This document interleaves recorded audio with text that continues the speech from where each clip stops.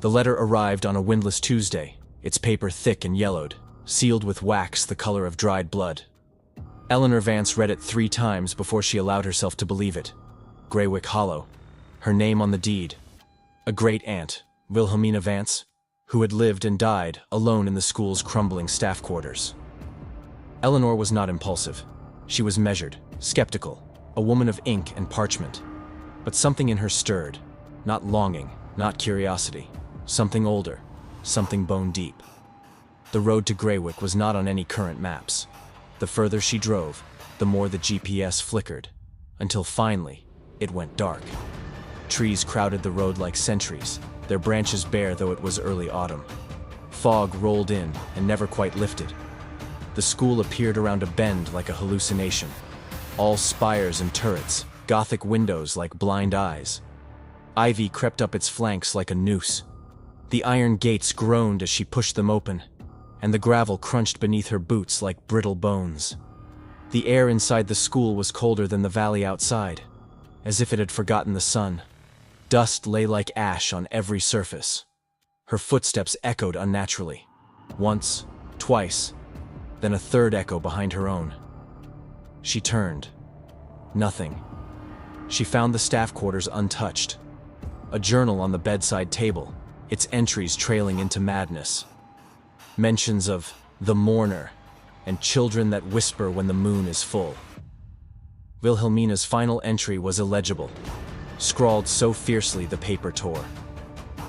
At night, Eleanor dreamed of water pooling beneath floorboards and children with mouths full of ash, of laughter echoing in locked rooms, of a figure standing in the mirror that was not her reflection.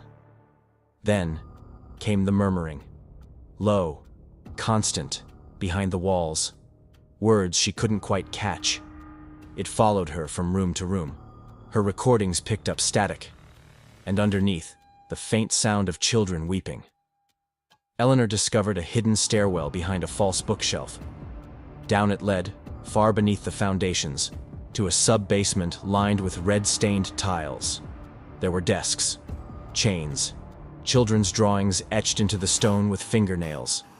The truth bloomed like mold. Greywick had not been a school. It was a sanitarium, one of the state's forgotten reformatories, a place for orphaned children considered unclean of thought. The mourner had been a doctor. His methods were crude, and he believed in silence as sanctification. He cut out tongues, buried children in the walls to quiet the devil's voice. Eleanor found a name scratched into the wall in her own handwriting. She had never been here before, had she? Reality fractured. Eleanor awoke one morning to find the sky outside the window was not blue, but gray. A color without temperature, without movement. Time no longer moved properly. Her watch spun backwards. She saw her own figure in the garden, digging, smiling. The journal began writing back. The building breathed with her. Doors opened before she touched them. Mirrors fogged when she passed. And the children began to appear in the corner of her eyes, limping, crawling, heads tilted too far. She remembered then. The smell of antiseptic. A cage of iron bars. The white room. The scream that wouldn't leave her throat. She had been a patient. She had buried it. The Vances had put her there to forget her. Greywick had not summoned her. It had waited. On the final night, Eleanor stood in the main hall, the fog now creeping inside through broken windows. The mourner stood behind her, his mouth stitched shut, holding a book bound in skin. The children surrounded them. Not to harm, but to keep her here. She was the last. The final whisper. She opened her mouth to scream, but no sound came. In the morning, Greywick Hollow was silent once more. The fog thick as blood. The windows watched. And far below, the murmuring began again. Eleanor no longer trusted time. The sun never rose. It simply shifted, dull and uncertain. The clocks in Greywick spun at odd intervals, some slow, some racing like a pulse in terror. Her phone was dead. She wasn't sure how long she had been here. She wasn't sure she hadn't always been here. In the south wing, beyond the rotting music hall, she found the pit. It wasn't marked on any of the building schematics. A ragged hole in the floor, lined with bones. Not fossilized, not ancient. Fresh. Picked clean. Something scraped below, dragging itself in circles just out of sight. The air above it vibrated, as if the space itself rejected light. There were teeth marks on the stone around the pit. Children's teeth.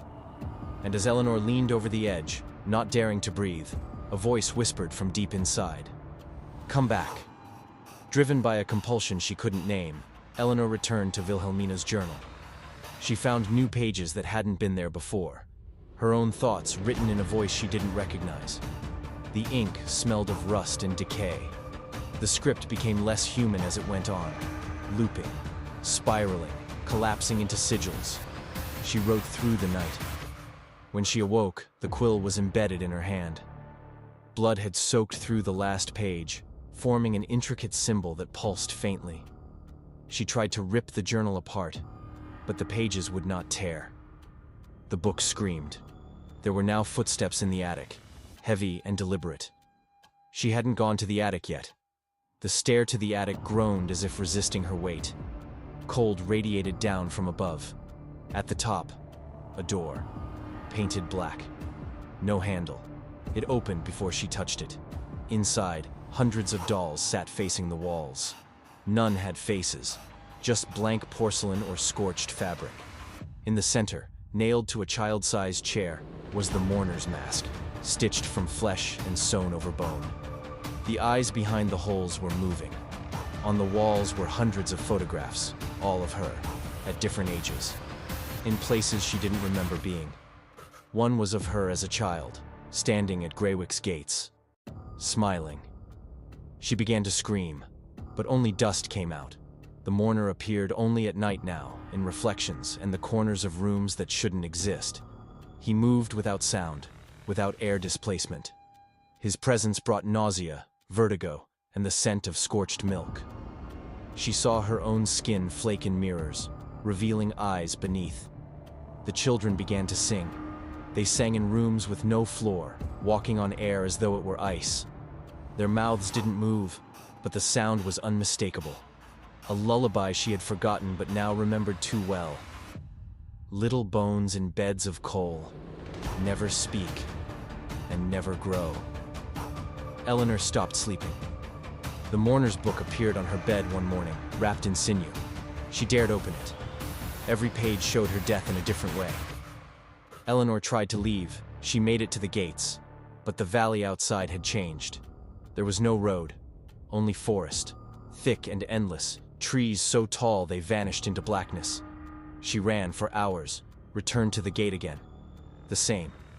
Greywick had swallowed her. She was no longer a guest.